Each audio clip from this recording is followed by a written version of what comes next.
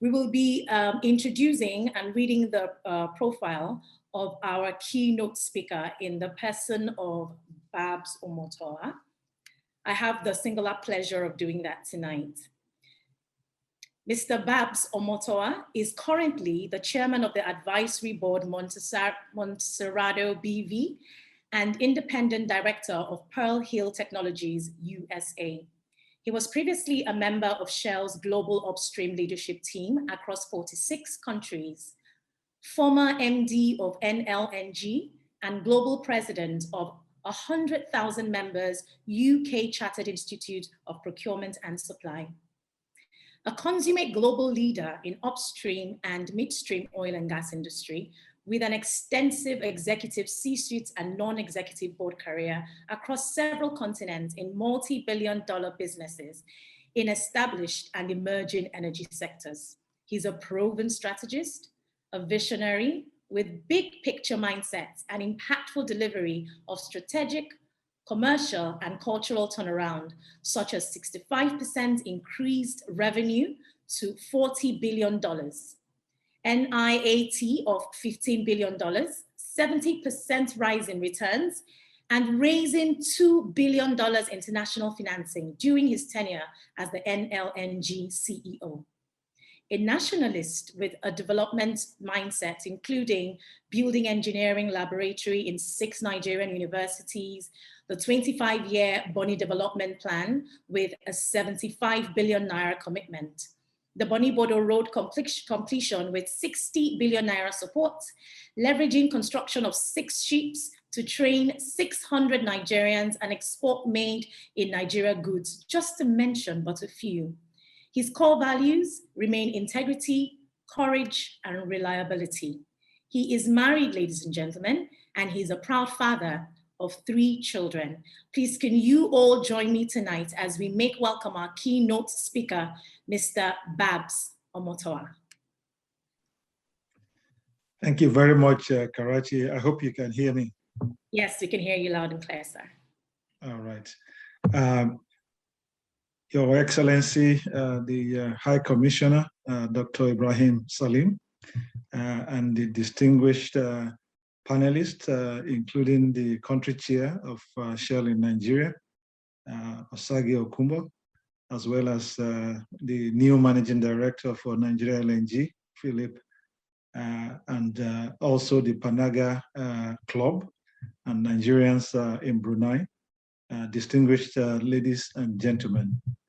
It's indeed a pleasure for me to join in the 61st independence celebration, and especially with the Brunei family. In my last job in Shell, Brunei was one of the last countries that I visited before I took a retirement from Shell. So I have extremely fond memories of Brunei. I will be talking on the topic of the celebration in terms of Nigeria, oil and gas, and the energy transition. And I will indeed make my presentation on those 3 themes. I will talk a little bit about Nigeria. I will talk about how oil and gas fits into that picture, and talk about the energy transition, and also talk about the role that government and we as individuals and professionals have within that space.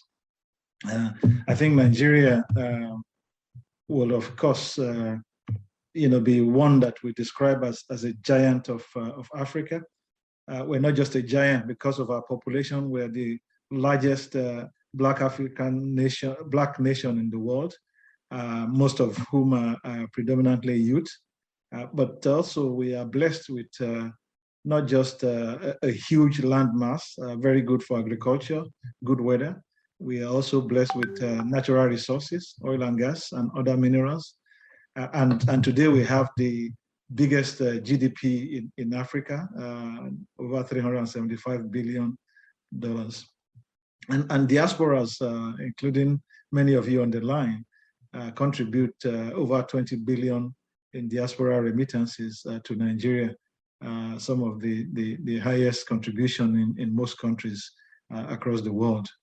But the country does have the potential to be a world giant. I think projections by many of the rating agencies indicate that Nigeria's GDP could grow to about 4.5 trillion by the year 2050, with the potential that the country has. We are, of course, bedeviled by challenges, including poverty. Over 49% of Nigerians live below the poverty line. Illiteracy. Over 38% of Nigerians are still without good education. Every time we talk about Nigeria, I always say that you can look at Nigeria as a phoenix that is about to emerge, despite its challenges. And what Nigeria needs are what I call dreamers of a certain kind. People who can dream of the future, a future better than the present. People who are nation builders, who can see the strength in our diversity. People who can see through the challenges we have today and can bring together people, bring together talents, and be able to unleash the potential that Nigeria has. And when we talk about Nigeria and through the presentations that we make, I will hope you would put that in mind and think about yourself in those contexts. How can you be a dreamer of that certain kind? How can you be a nation builder?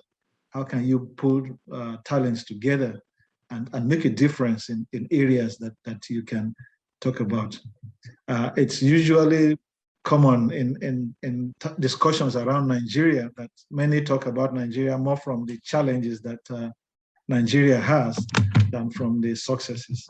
So, but I usually like to start, from the successes of Nigeria, because if you continue to talk only from the challenges, you might find yourself in a self-fulfilling prophecy, and you can easily demoralize yourself.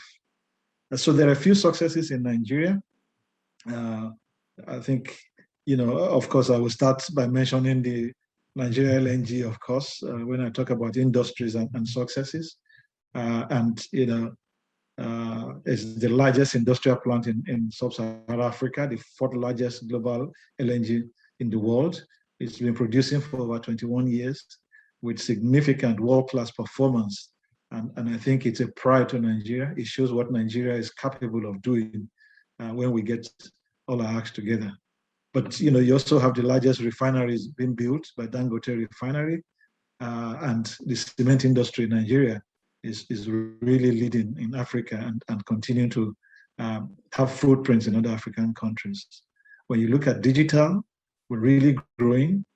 We have now IPOs that are topping over $1 billion with FlutterWave, and some of our banks are the biggest in Africa and also have footprints across Africa. Our telecoms is again the biggest in Africa, over 100 million lines, and is enabling significant e-commerce across the country. And we're starting to see real growth in our services across the country, and the contribution of services has been enabled by telecom. So many small businesses, MSEs, SMEs are growing based on these capabilities that we have in the country. Our infrastructure are starting to see some attention. The rail lines from Abuja to Kaduna, Lagos, Ibadan, the Warri-Takwe lines are starting to make a difference. We're seeing some construction on roads, Second Niger Bridge. We're seeing marine capabilities improved with deep blue interagency security. And when you look at the entertainment industry, we are leading in Africa, not just in the cinema of Nollywood, but in the music industry as well. Our brands are becoming global, and we're really making inroads into the global film industry, even across Netflix. So huge successes in many parts of Nigeria that we should be proud of, and we should think about that. There's always what is described sometimes as change blindness, that sometimes we are blind to the changes happening around us. We are consumed by the bigger events that occur, and sometimes fail to see those changes that are really happening around us. But we do have challenges, and we must acknowledge them. And one of them, of course, is security. I think this is one that has bedeviled Nigeria in the last decade or so. We are now ranked among the top 3 in terms of terrorism, with Boko Haram really impacting our Northeast. We also have issues of kidnapping, of banditry that's affecting movement across the country, impacting the confidence of investors, and the ease of doing business in the country is being affected by the challenges. All of this is impacting development, and sadly also diverting expenditure that should have gone into education, into health, into infrastructure is being diverted to fight this war. We must give a lot of recognition and appreciation to our men in uniform who have continued to confront this challenge that's a bit new for conventional warfare. This is unconventional warfare, and many of them have sacrificed their lives so that we can all be safe. So we do owe a lot of appreciation to our men in uniform for the work they are doing. And hopefully we will all overcome these challenges as we work together in the country. We also do have other challenges. Infrastructure is another challenge that we have as a country. In power, most of us are aware that our distribution is below 5 gigawatts a day, and the demand in the country probably exceeds 15 gigawatts, and most of that are being generated from individual power generation. There is some work ongoing by Siemens with the Nigerian government and the German government, and hopefully we start to see some progress over time in this key sector.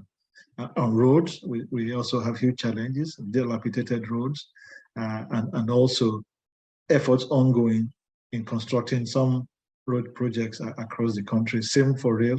We also seen some progress, but these challenges, I think, provide what Moody describes as 3 trillion gap in our opportunities as a country, and an attention and focus to addressing these challenges will indeed help the country to leapfrog. So indeed, another challenge for the country. And I think another challenge you can think about in terms of the country is also in a budget challenge, a financial challenge. If you look at our budgets over the last few years, you will realize that we do have significant deficits in our budget. Revenue has not met up with our expenditure growth. And every year in the last 5 years, we have continued to need to borrow to be able to fund our budget. And this has meant that we are now starting to spend more than 90% of our revenue to service debt, and which means that we continue to have to borrow to be able to execute capital projects and to be able to even meet some of our debt repayment as we go along. This remains a big challenge for the government, and is impacted, of course, both with the oil price when it's down as it was in recent times, but also the fact that, as you see in the next slide on our trade balances, we are also not exporting enough to be able to earn revenue and foreign exchange adequate to meet our demand. Our net trade balances are deficits, and we are importing more than we are exporting. And no wonder you see the challenges we see on our exchange rates because of the pressure that is coming from this imbalance. What is of bigger challenge is, of course, that we are exporting largely raw materials, such as crude oil, and we're importing largely finished products. This in itself creates a gap that we have an opportunity to add more in-country value to our raw materials, and opportunities in our to grow our medium and small scale enterprises, to create wealth, to create jobs, and to reduce the forex demand as another area. And so when you look at these challenges, you can also look at them from our GDP. So what does that mean in terms of GDP? And that's where we start to come into the oil and gas industry. When you look at the GDP in the country, you will realize that the 3 main sectors that contribute to our GDP are services, agriculture, and industries. Services account for more than half of our GDP, whilst industry and agriculture account for the other half. But when you look at the contribution of the oil and gas industry to the GDP, whilst the oil and gas contributes more than 80% of forex and 55% of revenue, you actually see that our contribution to GDP from oil and gas is less than 10%. And also the industries in the GDP that should have been enabled by the oil and gas is only contributing 23% of GDP, which highlights that we, as an industry, we have not leveraged the spend, the income, and the capacity that the industry have. We have not leveraged it enough to create industries and create jobs. And this is definitely an area that we really need to do a lot more about. So, that takes us then into the oil industry. So what's the situation in the oil industry? Why do we have this situation whereby we huge revenue and a huge forex, and yet we are not contributing significantly to enable the growth of the country in terms of GDP? We are not enabling industries to grow. Our profile of the oil and gas industry shows that we have more. We're in the top 10 of the world's oil and gas reserves. When you look in the oil side, we have over 37 billion barrels reserves. And in the gas side, we have more than 200 TCF proven gas reserves, and we have over 600 TCF unproven gas reserves. So we are a country that's been blessed with oil and gas, and we have had the opportunity to be able to earn revenue. As I mentioned, oil prices have fluctuated over time, and this in itself has affected our contribution in terms of revenue. There are years in which we contribute quite a lot when the oil price is high, and there are periods where we don't contribute enough. But I think the bigger challenge for us as an industry is how well we leverage the oil and gas industry to create value in terms of in-country value, in terms of in-country capacity, in terms of enabling other industries to grow, because we are not a big employer of people, but if we enable other industries that support our operation, be it steel, engineering, construction, those capacities in country manufacturing of goods and provision of services, we will be able to make a difference in the country much more than we are making today. So what has been the the story in oil, gas, and upstream, midstream, and downstream? I think in the upstream, of course, we discovered oil since the 50s, with Olebiri being one of the first places we started producing commercially, and we've grown our production from those early days to periods around the 2004 era, where we were producing over 2.5 million barrels a day. Unfortunately, today we produce probably in the region of 1.6 million barrels a day, despite that our aspiration as a country is to have been producing 4 million barrels a day. And we do have the Nigerian Content Act that was passed in 2010, and a lot of effort going to develop indigenous companies in the oil and gas sector. And we are seeing more of those indigenous companies taking possession of several assets, and the IOC is gradually exiting. I think we've had announcements even from Shell that they might be exiting from the onshore SPDC side of the business, while continuing, of course, to still be in the offshore side of the business and investments in NLNG. But the entrance of the indigenous also come at a time when we are challenged, especially with the energy transition. So again, we're punching below our weight in terms of what we should have been producing from oil, and we have not reached our potential. If you look at midstream, not only have we not done enough in terms of the LNG, we had started LNG in 1989, and production started in 1999. We should have had Train 7 many years ago, but thank God it's now in progress, and I'm sure Philip will be excited to have the opportunity to take this further and hopefully be able to drive even for more projects, train 8, 9, 10, 11, 12. The dream of the founders of LNG and NLNG was to have 12 trains, and hopefully we'll still continue to make progress. But other projects like LNG Brass have not made the kind of progress we would have wished they had made. So we're still today at 6 trains, 23 million tons. The seventh will take us to over 30 million tons. But the aspiration, as I mentioned, was to have had 12 trains, 50 million tons. So again, we're punching way below our weight. But also, we're still having flaring, over 800 million scf a day.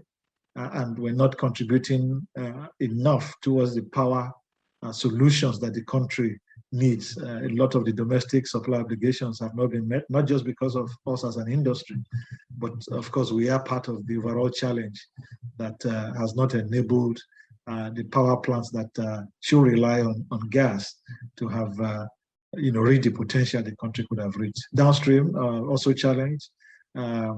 The refineries started in 65, 4 refineries in Port Harcourt, in Warri, in Kaduna. Sadly, in the last few years, many of the refineries, if not all, have not been able to produce any significant volumes of produced products. And as a result, over 90% of petroleum products are imported, and the government is spending probably 2 trillion naira every year in subsidies for a country that has a huge deficit in our budget between revenue and expenditure. This is an expenditure that we didn't need to be spending. So hopefully with Dangote refinery coming through, and with the efforts in the Nigerian refineries to rehabilitate them have come true, we will hope to see us exporting rather than importing and spending so much money on subsidies. There have been reasons for a lot of the challenges. As I said, we're punching way below our weight in terms of what we should be doing as an industry. Funding has been a challenge. Security has been a challenge. The uncertainty of PIB has been a challenge. Unfortunately, investors are starting to put their money elsewhere in Africa, elsewhere across the world. And we've also had challenges of politics playing into our mix. So as an industry, we're definitely punching below our weight in terms of what we should be contributing, both in terms of revenue, in terms of enabling power, in terms of enabling other industries.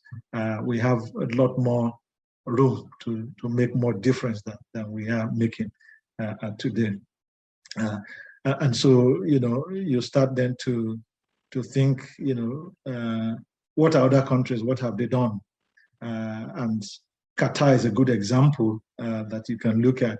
A smaller country, and some may argue it's not the like for like, but some of the key points is that they started their own LNG industry similar to the same time we started.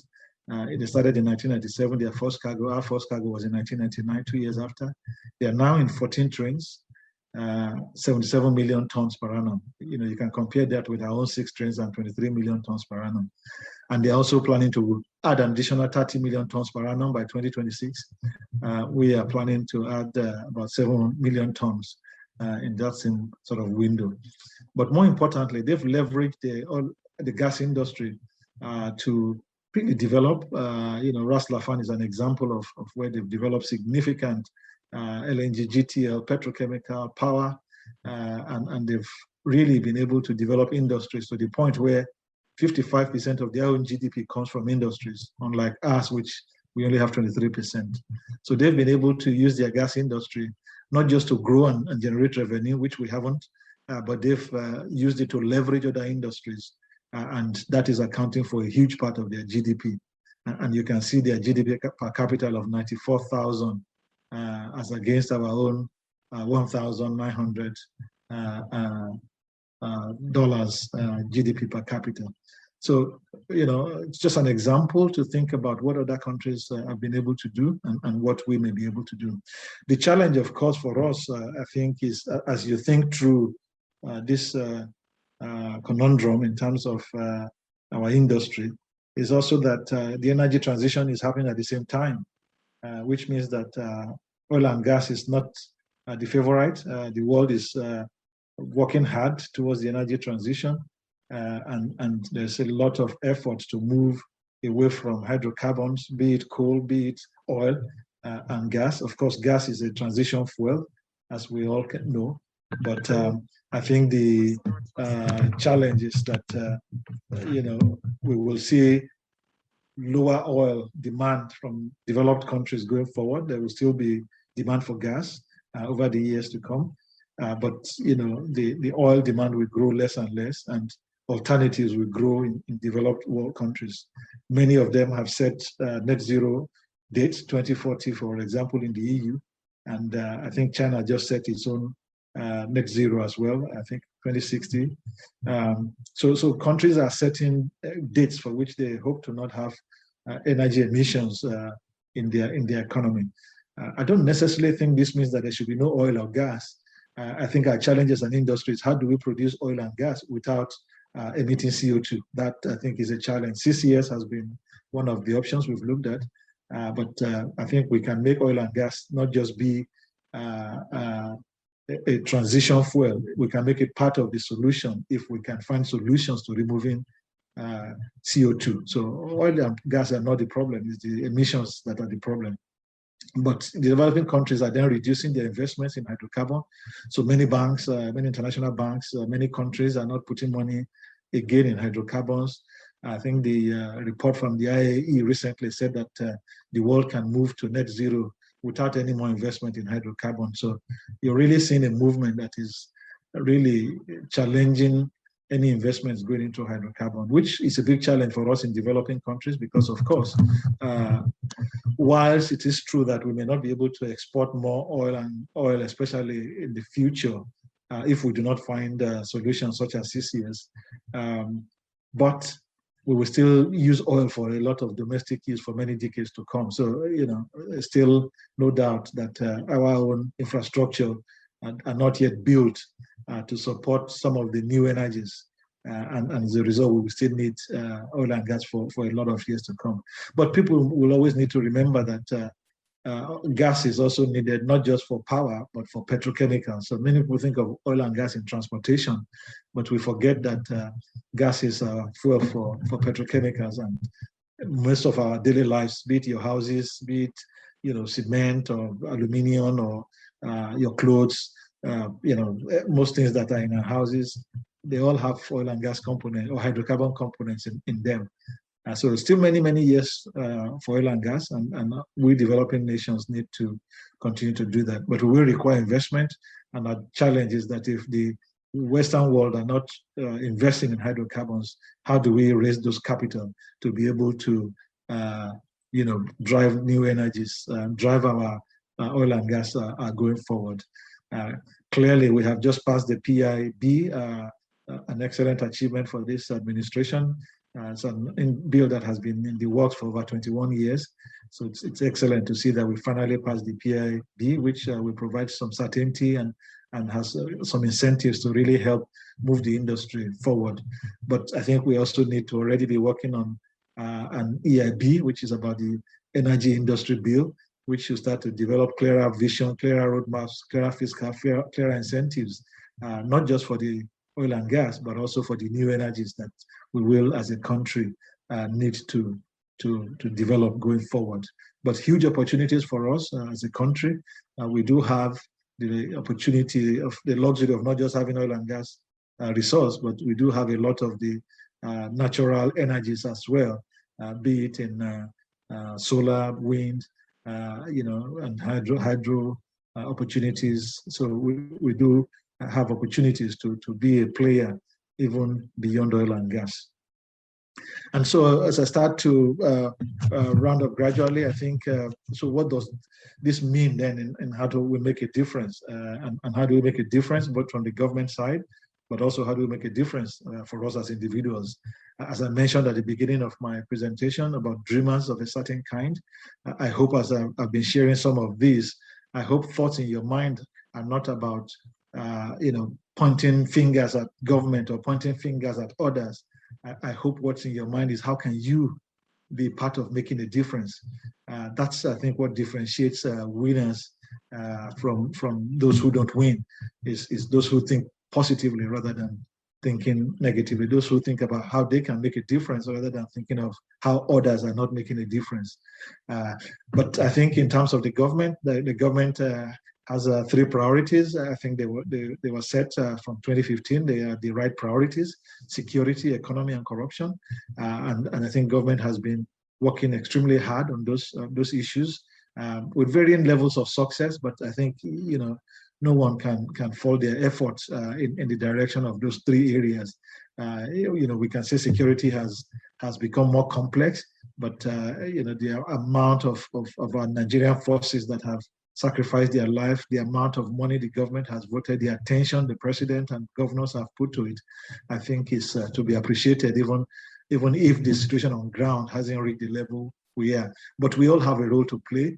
We all have intelligence, as Nigerians, that we must provide, and we must be able to support our security forces in driving out a lot of these, negative forces from our country. The economy, a lot of work, I think, needs to continue on the economy. It's difficult, especially when we are having to borrow quite a lot.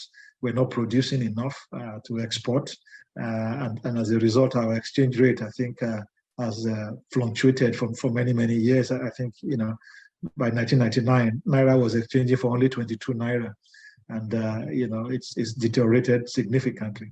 But that's mainly because we're not producing as much as we can.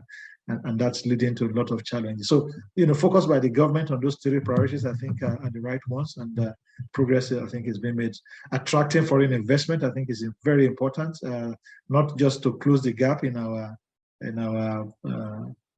trade imbalances, but to be able to enable us to really develop our GDP, to create more employment opportunities, to drive businesses and industries in the country. We really need to have foreign investments. And as I mentioned, the EIB will be important going forward. So I think, diversification from oil and gas, fast-tracking our efforts in security and infrastructure, improving our human capacity, I think is very important.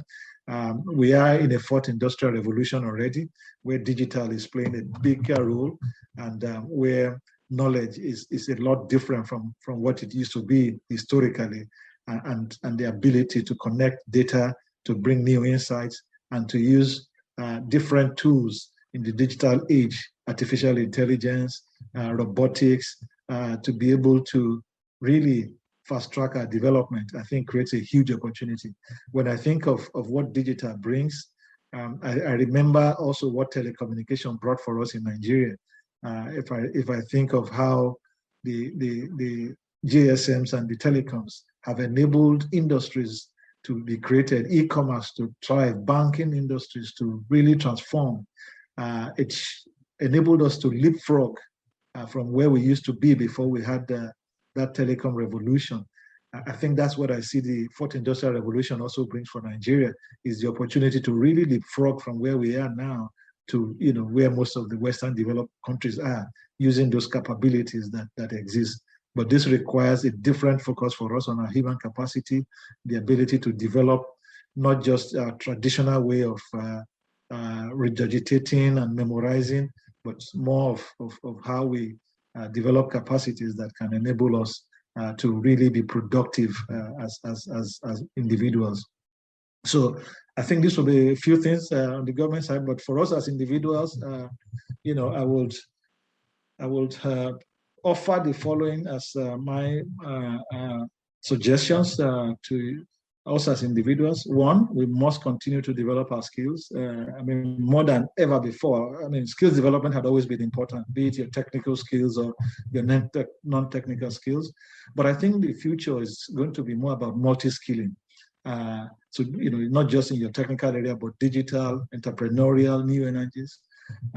Just to give an example, if you're a civil engineer and you think about, construction of houses or construction of oil field facilities, if you continue to go into the future thinking of it the same way as we used to in the past, you miss the opportunity of what digitalization is bringing into your industry. For example, estates have been printed by 3D printing in China within weeks. So within 3 weeks, they've printed estate of over 50 houses with totally different way of working. And as a result, you can see as this develops that civil engineering will be totally different from what it was in the past. It wouldn't be about the way we look at construction. It will be in a different way. If you're a medical doctor, medicine is totally different now with artificial intelligence. Robots are able to do operations even much better than human beings can do. And artificial intelligence is enabling us to connect data of people in a way in which we can anticipate illnesses and prevent them before they even happen. So if you just remain in your field without looking at some of these new skills, I think you'll be left behind very, very quickly. So I will encourage, if you're not already, that you continue to multi-skill and that you continue to think not of how things have been done in the past, but the opportunities by combining different skill sets. We have to be actively involved, I think, not just in private sector, but also in the public sector. I think many of us shy away from any involvement in public sector, but we miss the point that the public sector is what develops the country a lot more than the private sector. And so how do we contribute? So you might say, I'm not in the public service employment, but even if you think about bills being passed in the National Assembly, there's always opportunity for public hearing. There's opportunities to submit proposals. How much of that are we doing? And can you do more in terms of articulating in your own area what you see as best practices? Some of you in Brunei or in other parts of the world, you see best practices in some areas. How do you put that together, analyze our situation in the country, develop a roadmap, and be able to make these sort of suggestions to public sector players so they may look at it and see whether we can leapfrog. I would also say you need to think of yourself as the change. Sometimes we're always thinking about other people as the change, but I ask, in your own community, in your own area of influence, how can you be part of the change process? How can you be driving the change? If we can all be the change that we're looking for in the country, if we can be that change in our own community, if we can be that change in the area of our influence, I think the country will already be in a much, much better place. Many a times we point to people in government and we talk about them not having developed their area. We talk about them in terms of corruption. I think we must always ask ourselves, how have we done in our own area? Are we much better? Are we a good example? And I think, when you think about things like leveraging the industry that I described earlier, how have you used the area in which you manage? How have you used that to help society to develop? How have you used your influence to bring foreign investments into Nigeria, to develop capacity in the country, and to be able to help the country grow? Don't think about it just of what government will do. Think about it also about what can you do and make a difference. But I also think we need a positive mindset as a country. In many conversations with Nigeria, we quickly move into all the negatives. Security is a problem, infrastructure is a problem. We all discuss the negatives in such a way that we become underwhelmed ourselves. If we're so negative and discuss issues so negatively, why will anyone want to invest in your country? And we need to always remember that it is the way you talk about your own country that other people will look at it. I'm not saying the challenges are not there, but talk about also the successes, talk about the positives, have more of the vision of what is possible, have more of examples of what has been done despite all the challenges. And if we can build an NLNG in Nigeria, run it to be world-class, what says we cannot do much more? If we can have a telecoms industry that is competing with everywhere in the world, our social media is probably as good as it gets, our music industry, on and on. You can talk about a lot more positive. So my encouragement will be keep thinking of Nigeria in a positive mindset, attract people to want to come to Nigeria, and describe the challenges as things we are working through, and that we will overcome all these challenges and be a country of greatness. But also, make sure you share your experiences, share your learnings. You are coaches, you are mentors, and if you're not already mentoring others, you need to think about mentoring others. Anyone on this call, the fact that you are educated, that you have ability to connect to the internet means that you're in the top 10% of Nigerians. So 90% of Nigerians can learn a lot from you. So how many people are you mentoring? Not just in your company, not just in your industry. How many people are you mentoring, coaching in the wider society? So to round up, as mentioned, our country, huge progress in many, many areas that we should be proud of. Some challenges that we're still working through, and we all must continue to work through. The oil and gas industry has made a big contribution to the country in terms of revenues and forex over the years, and still huge opportunities to even do more in those areas. But we have not leveraged the industry well enough to develop other industries, to develop other capabilities in the country. And we must look for those opportunities to do more and contribute more GDP. And more importantly, we as individuals need to think of ourselves as nation builders. We need to think of ourselves in terms of how can we make a difference. And we need to continue to then develop our skills and be actively involved to be able to make a difference. I wish you all a successful celebration of this 61st anniversary. I'm a proud Nigerian, and I'm very, very optimistic that our country will reach its greatness. The 4 trillion GDP expectations that have been identified, we will get there. It may look bleak today, but the ability to think into the future, to work with others, to make a difference, I think will be key. Thank you very much. My name is Ismail Usman. I'm supposed to moderate the question and answer session for this event. Before I go further, I just want to announce that we have to welcome Her Excellency, Dr. Hajara Ibrahim Salim, the High Commissioner to Malaysia with concurrent accreditation to Brunei Darussalam. You're welcome, Ma. I think we'll first take a few questions for Babs, and then after that, we'll go to Her Excellency to give a remark. So Babs, thank you very much for what I think is a very wide and in-depth analysis of Nigerian current situation.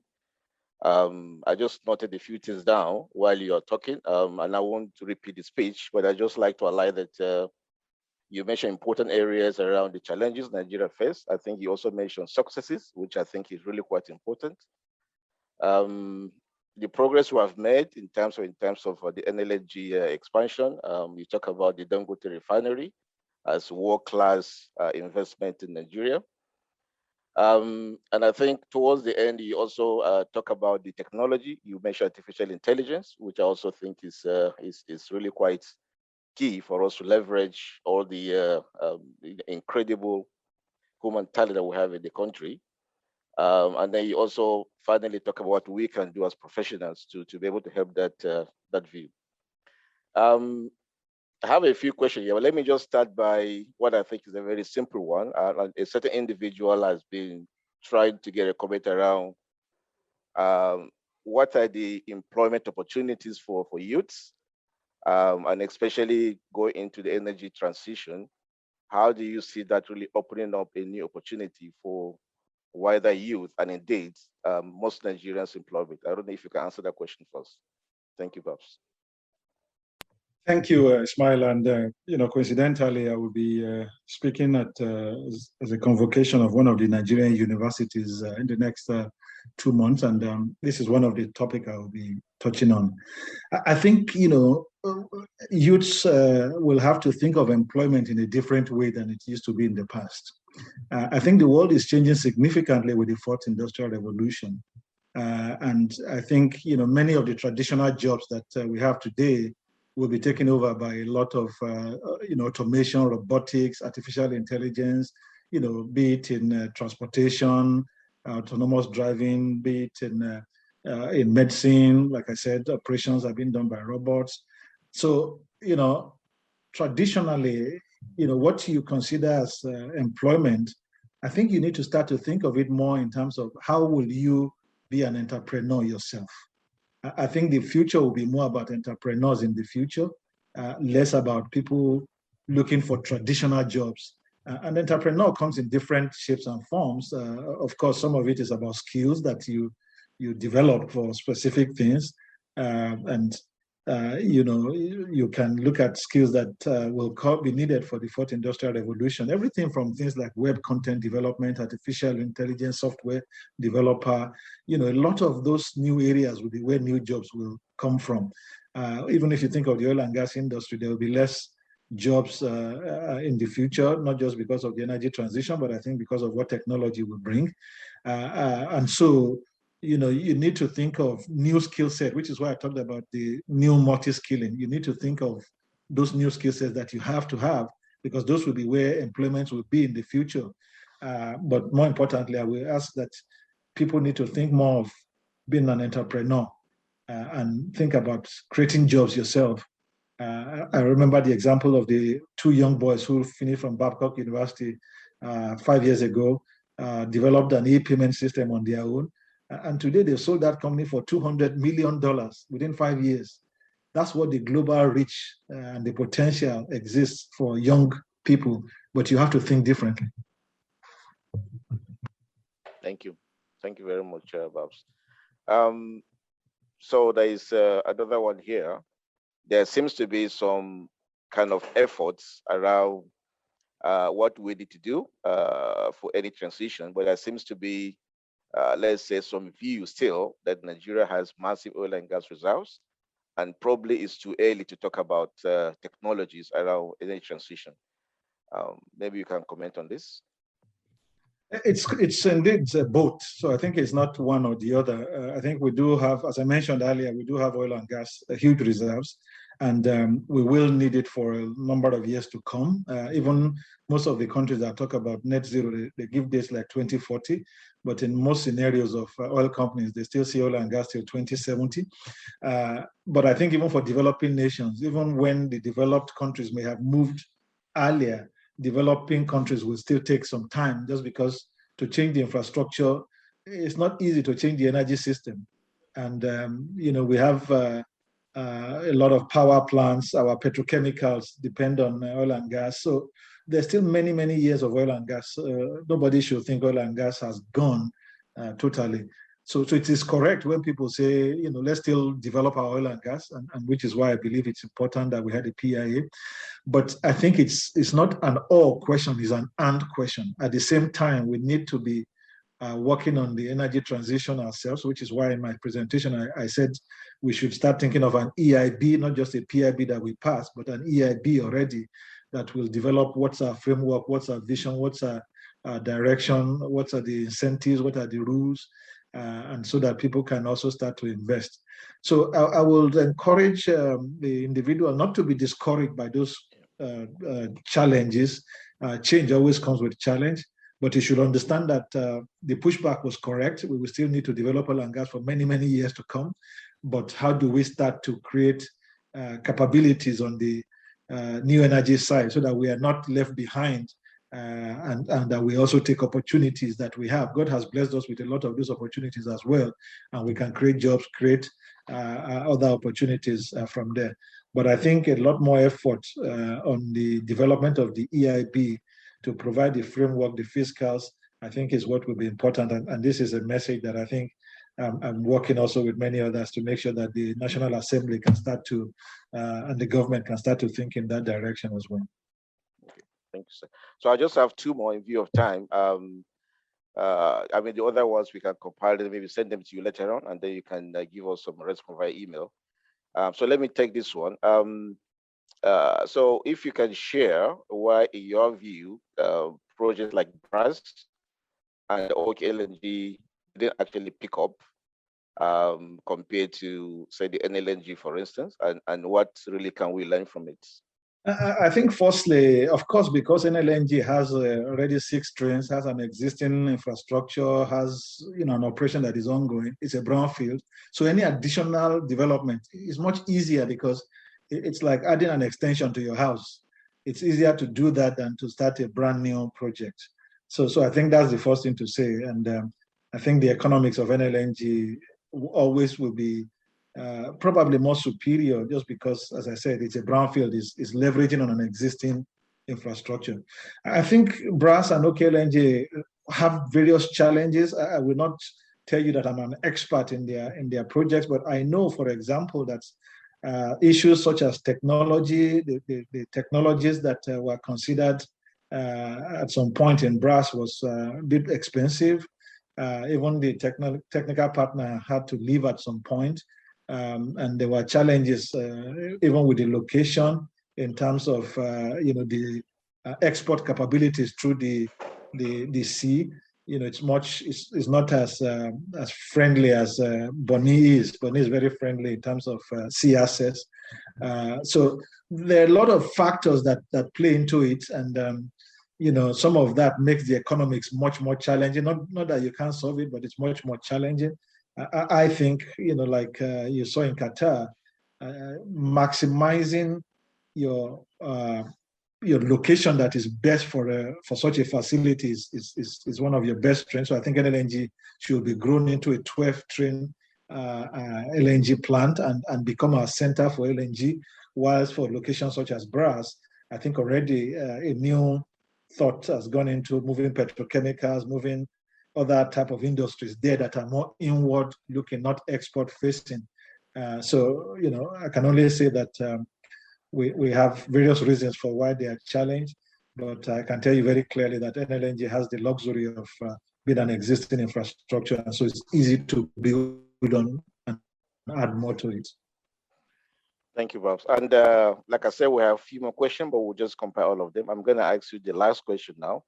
And I'm going to ask also one of my colleagues to share a book that he just wrote, From Storeroom to Boardroom. And I think maybe one of my colleagues can share that. It will be interesting if you can share your thought around what really inspired you to put so much energy into writing that book. This is kind of thing that I think the younger professional would benefit from if experiences are actually properly written by people that have massive experience. How do you see this can actually also help the country in terms of moving into energy transition? Oh, thank you very much. I think the book is one where I believe leaders in the country, and I've always encouraged leaders before me to write a book, because I think the challenges that we are going through in Nigeria can sometimes feel unique, and I think many leadership books in the world are written with a very developed country mindset, and do not probably reveal some of the challenges we face in Nigeria. And so writing some of these books, I think, helps many people, either younger ones who are coming up, to be able to see what some of the failures that those of us in front failed, where we struggled, what we learned, what worked, what didn't work. And also, can enable even people wanting to come into the country to see what it might take to succeed in the country. So this also provided me an opportunity to provide, mentoring and coaching opportunity, because many of it is about lessons that I learned on projects that I worked on failures that I had, and what were some of the lessons that I learned. And many people who have read the book have also taken some of those lessons, and there were lessons at various stages. Some of the lessons were about developmental activities that I worked on. How did I go through them? What were the challenges? So when I talk about leverage the industry to enable the country, one of the ones I worked on with other colleagues in Shell was to create a helicopter capacity in the country. And we were able to work together, identify a potential local who didn't have all that it takes, but we're working with them and getting Shell support to provide them funding, enable them today to become a helicopter company that supports not just Shell, but other IOCs in the country, and also even IOCs outside the country. So how did we go about it? So some of those, share those lessons and learnings so that others may be able to learn and hopefully can go and do much better than we were able to do during our time. So it's mainly a lessons book, and one which I encourage everyone, a leader or, any good experiences that you had, do use it to mentor and coach others, hopefully help them.